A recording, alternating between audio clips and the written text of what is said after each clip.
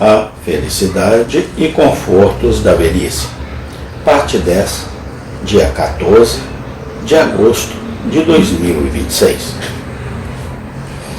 Infelizmente, os idosos já viram tanto da falsidade do mundo, dos enganos dos homens, das divisões da igreja, da fraqueza dos homens piedosos e da maldade dos homens maus, que estão fartos deste mundo e não poderiam ser contratados com tudo que ele pode dar para permanecer nele um dia após a conclusão de seu trabalho.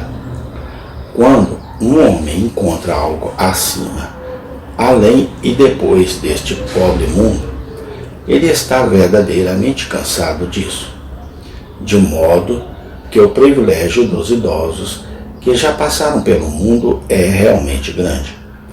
Eles escaparam daquelas rochas e abismos, dos quais os mais jovens ainda correm perigo. Podem olhar para trás com pena para os mais jovens que terão de lidar com as dificuldades que superaram.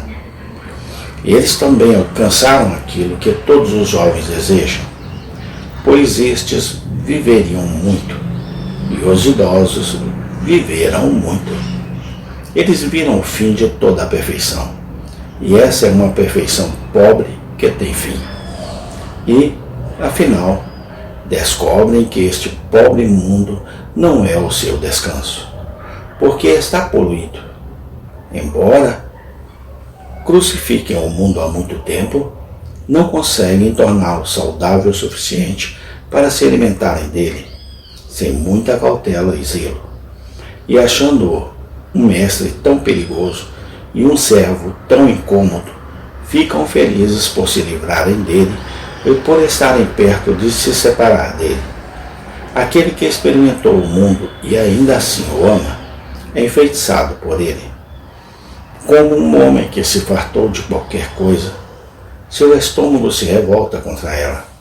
Assim acontece com os idosos. Eles se fartaram dela por muito tempo, e agora seus corações se revoltam contra ela. O mundo e eles se separam facilmente, pois ele pouco se importa com eles, e eles menos ainda com ele.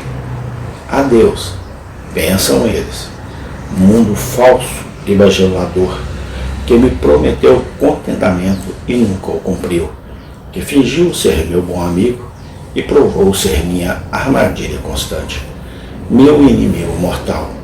Agora vou para um mundo pacífico, santo e sem fim. Foi por isso que, quando os médicos disseram ao santo Senhor Dot, em uma doença perigosa na velhice, que tinham boas esperanças de sua recuperação, ele respondeu. A notícia não o agradou, mais do que se alguém dissesse ao marinheiro castigado pelo tempo, que estava atracado no porto, que ele deveria voltar para lutar contra as tempestades novamente. Certamente, aqueles que quase saíram ilesos deste mundo perigoso relutariam em se aventurar nele novamente. De fato, se um homem não tem outra parte senão nesta vida, se não tem outra casa senão o inferno para onde ir quando deixar o mundo, então não é de se admirar que relute em se separar dele. Mas aqueles que estão mortos para este mundo e maduros para o céu, não viveriam aqui para sempre, mas se alegrariam muito e se alegrariam quando pudessem encontrar a sepultura. Jó 3:22. E isso me leva a 8. O oitavo privilégio da velhice, que é estar mais perto da morte do que os jovens e, consequentemente, se estiverem em Cristo, mais perto da vida eterna. Embora seja possível que os jovens morram logo, é impossível que os idosos vivam muito. Sua decadência manifesta e um prenúncio certo de sua dissolução iminente. Nenhum remédio foi encontrado até agora para curar a velhice. As sepulturas estão prontas para eles, e os vermes aguardam sua refeição sobre eles. A traça da mortalidade, que é criada em nossa natureza, ainda estará roçando as vestes de nossos corpos, até que sejam consumidos.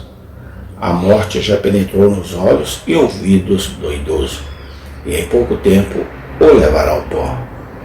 Embora a morte seja uma mensageira indesejada para aqueles que vivem em paz, para um ancião e uma anciã santa, ela é um privilégio abençoado, pois, assim como olhando para trás, eles veem um mundo tentador e problemático. Olhando para frente, veem um estado de perfeita santidade e felicidade preparado para eles. O fim de sua luta é o início de sua vitória. Ao se separarem de seus trabalhos terrenos, eles tomam posse de suas honras celestiais. E não se alegra qualquer aprendiz quando o tempo de seu serviço se aproxima do fim. Sei que a natureza recua diante da aproximação da morte, no melhor dos casos, mas a fé é então de maior necessidade e utilidade, e pode-se dizer que o justo morre, bem como vive por sua fé. Amém. Tem continuação. Obrigado, ó Deus, por tudo. Amém.